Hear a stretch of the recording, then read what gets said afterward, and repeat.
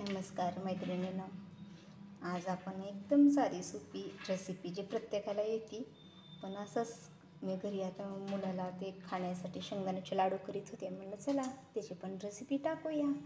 माहिती विशेष असं काहीच नाही, पण म्हणलं चला करूया शेअर रेसिपी. तर मी ना शेंगदाण्याचे लाडू करण्यासाठी शेंगदाणे भाजायला घेतलेले आहेत. तर एकदम मीडियम मीडियम गॅसवर शेंगदाणे भाजायचे, जास्त पण फुल गॅस करायचं नाही. त्याने काय होतं, वरून काळे होतात आणि आत तसेच कच्चे राहतात. म्हणून मीडियम गॅसवर असे शेंगदाणे 10 मिनिट परतायचे. 10 मिनिटात चांगले भाजतात.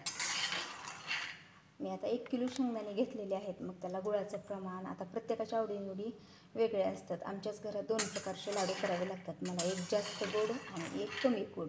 तर मी आता 1 किलोमध्ये अर्धा किलो जास्त गोड लाडू करणार आहे आणि अर्धा किलोचे कमी गोड लाडू करणार आहे.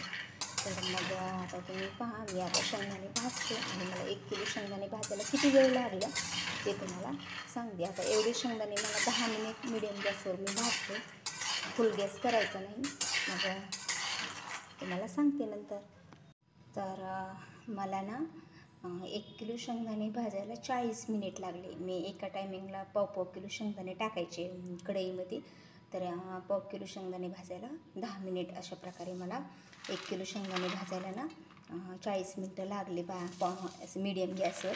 तुम्ही पाहू शकता अशा प्रकारे एकदम छान असे शेंगदाणे आपले भाजलेले आहेत. आता हे शेंगदाणे थंड होते तोपर्यंत मी गूळ असा सुरीने चिरून घेते. तुम्ही बारीक जरी केला असं तरी चालेल.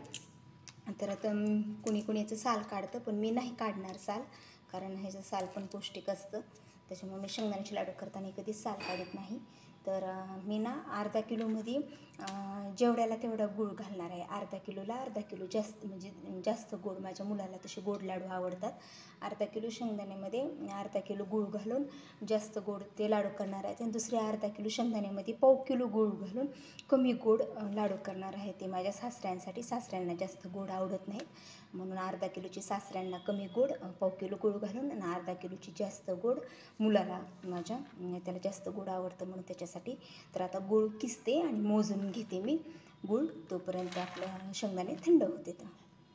तर मैत्रिणी, मी ना अगोदर कमी गोड जे लाडू आहेत ते करून घेते. तर त्यासाठी काय करणार, मिक्सरच्या भांड्यात ना असे थोडे आधी शेंगदाणे टाकणार एवढे, आणि याच्यातच ना थोडा थोडा गूळ टाकणार अंदाजाने माझ्या. म्हणजे आपल्याला अर्धा किलोला पाव किलो गूळ टाकायचा आहे, कमी गोड करायचे म्हणून. आणि ते जास्त गोडचे ह्याला अर्धा किलोला अर्धा किलो टाकायचा आहे. मग त्या अंदाजाने आता थोडा थोडा शेंगदाणे थोडे थोडे गूळ टाकून त्याला आपण आता फिरवून घेणार आहोत मिक्सरवर, आणि असेच सर्व लाडू करून घेणार.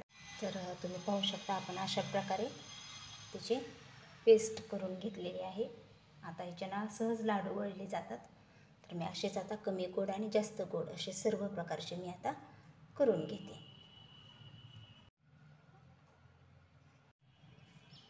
तर या ताटातले आपले हे जास्त गोड आहेत आणि ह्या ताटातले कमी गोड आहेत.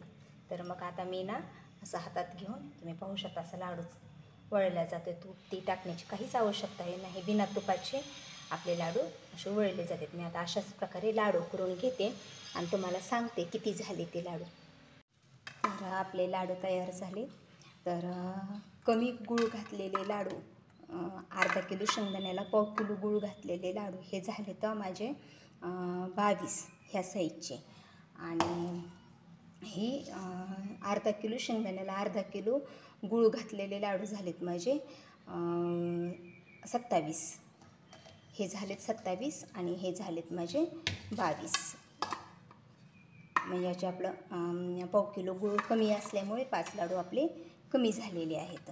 मग तुम्ही ह्याच्यावरून अंदाज घेऊ शकता किती गूळ घातल्यास किती होतात किंवा काय. हे पण काही जास्त असे सपक लागत नाहीत, हे सुद्धा छान लागतात. ज्यांच्यात कमी गोड खातात ना त्यांनी असं अर्धा किलोला पाव किलो गूळ घातला तरी चालेल, आणि ज्यांच्यात भरपूर गोड खातात अशाने अर्धा किलोला अर्धा किलो गूळ घातला तरी चालेल. तुम्ही दोन्ही लाडू पाहू शकता, असं काही जाणवत नाही.